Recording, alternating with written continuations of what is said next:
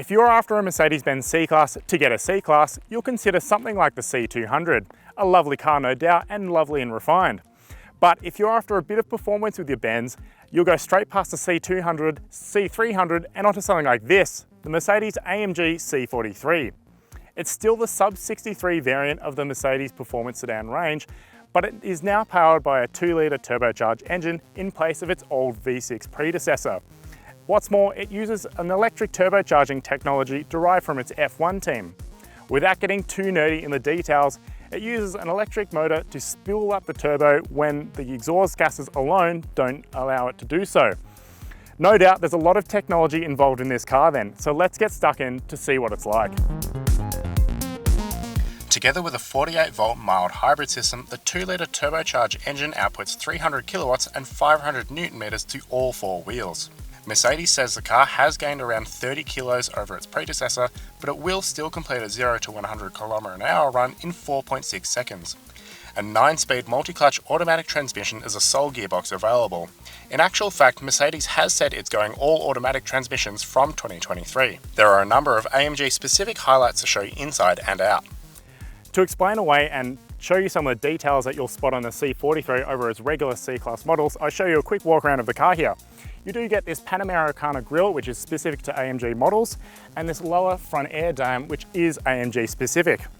Along down the side of the car here, you do have these new 20-inch alloy wheels, which are a new design.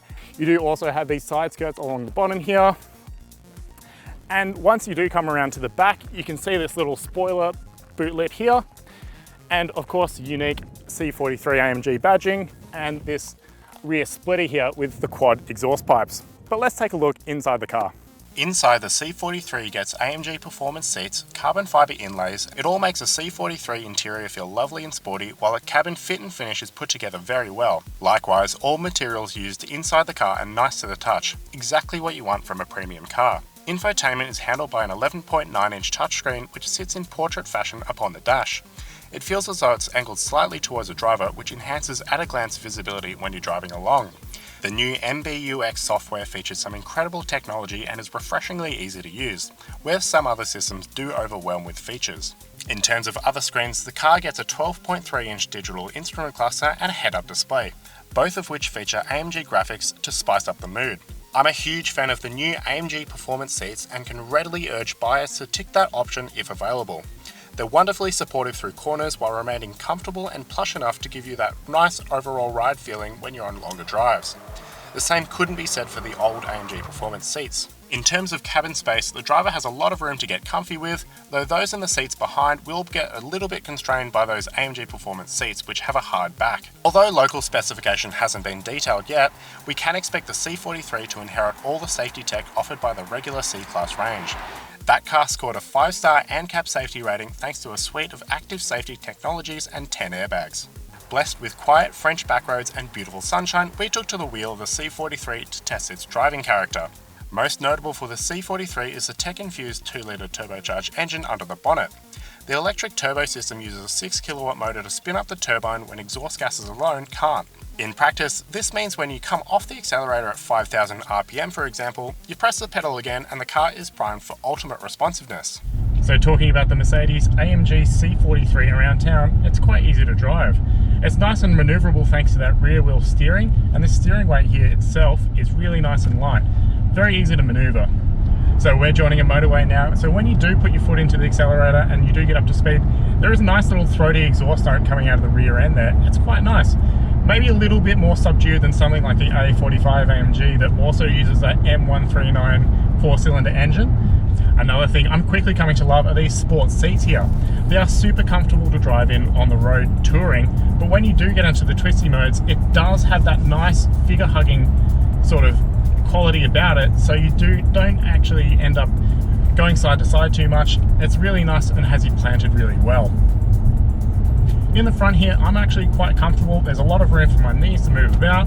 This center console here isn't actually too large at all, so I'm happy with that. And there's also a lot of storage down here. One thing that does annoy me is when you do put your phone in the wireless charging slot, it's annoyingly that you can't see actually whether it's charging or not because it's blocked by the dash. That is a little bit of a miss, and I would have preferred it to be in plain view of the driver.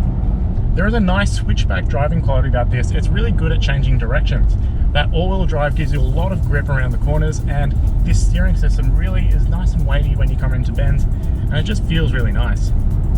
There is a great amount of vision outside of the cabinet, whether you're looking ahead or behind. I've got this beautiful countryside here in the east of France, and it looks stunning just coming out through this cabin here. There's a lot of good vision.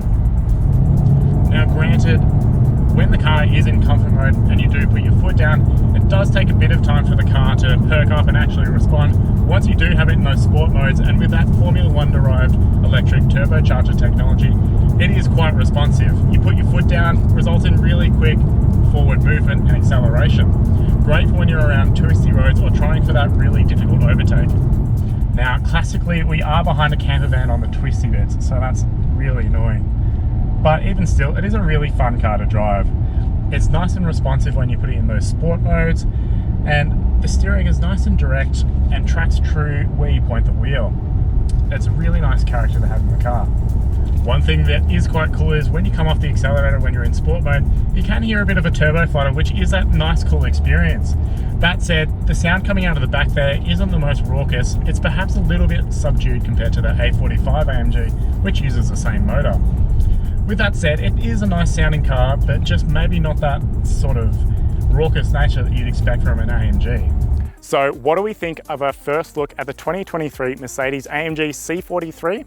Well, it mightn't have that same manic quality that you'd expect from an AMG, but it is still that C43 model. It blends that good everyday drivability with a bit of dynamic performance when you want to. Arguably, that kind of package is what most buyers will want. Stay tuned for the next generation C63 with a bit more power and a bit more performance for those eager rev heads. If you want to know more about the 2023 Mercedes C43 AMG, head to Drive.com.au and be sure to subscribe to our YouTube channel and like this video.